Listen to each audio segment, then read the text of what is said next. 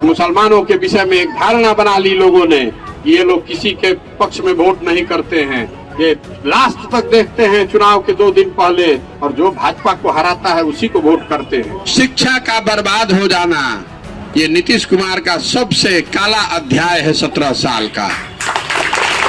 मुसलमानों के विषय में एक धारणा बना ली लोगों ने ये लोग किसी के पक्ष में वोट नहीं करते हैं, ये लास्ट तक देखते हैं चुनाव के 2 दिन पहले और जो भाजपा को हराता है उसी को वोट करते हैं। उसका बहुत बड़ा नुकसान है, इस बात को आप लोग समझिए, क्योंकि जब आप किसी को हराने के लिए वोट करते हैं, समाज में ये धारणा बन गई तो जिसको आप हरा रहे हो तो आपके साथ नहीं है, जिसको जिता रहे हैं वो भी आपके साथ नहीं है, वो भी आपको बंधुआ मजदूर समझ रहा है।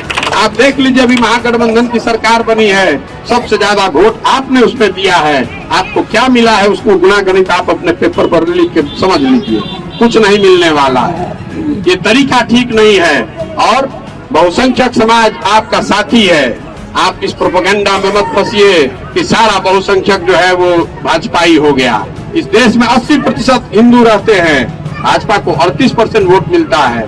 5वें क्लास का गणित का विद्यार्थी भी बता देगा कि 80% अगर हिंदू है और भाजपा को 38% वोट मिल रहा है, इसका मतलब है कि 50% से कम हिंदू वोट कर रहा है भाजपा को।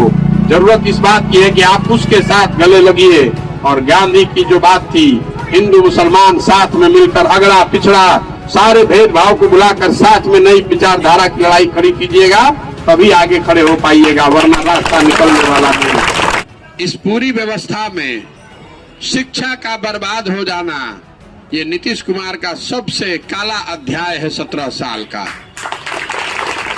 देखिए, अगर रोड नहीं खे का ले जा, अगर कोई बढ़िया सरकार बन जाई तो सड़क आके बना दी ही, लेकिन अगर शिक्षा खराब हो गई तो एक पीढ़ी पूरी खराब हो गई। अब कल अच्छी सरकार आ भी जाए तो भी जो बच्चा 6वां पास होके निकल गया, 10वां पास कर लिया, अब फिर जीवन में वो फिर पढ़ाई नहीं कर पाएगा। इसीलिए मैं कहता हूं कि नीतीश कुमार जी जैसे पढ़े लिखे व्यक्ति के मुख्यमंत्री रहते हुए शिक्षा व्यवस्था का ध्वस्त हो जाना ये उनकी सबसे बड़ी नाकामी है।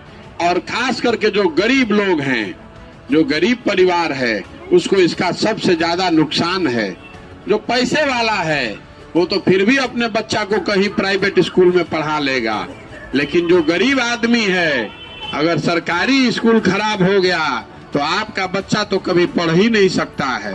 रोज खिचड़ी खा रहा है, आपके नाम के लिए उसने 8वां पास कर लिया, 10वां पास कर लिया, लेकिन उसको पढ़ाई कुछ नहीं हुई, तो अब जीवन भर उसको ये संघर्ष करना पड़ेगा।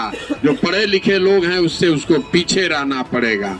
इसलिए शिक्षा पर इतना ही कहेंगे कि बिहार की शिक्षा व्यवस्था का ध्वस्त हो जाना यहाँ के समाज के लिए बहुत बड़ा चोट है।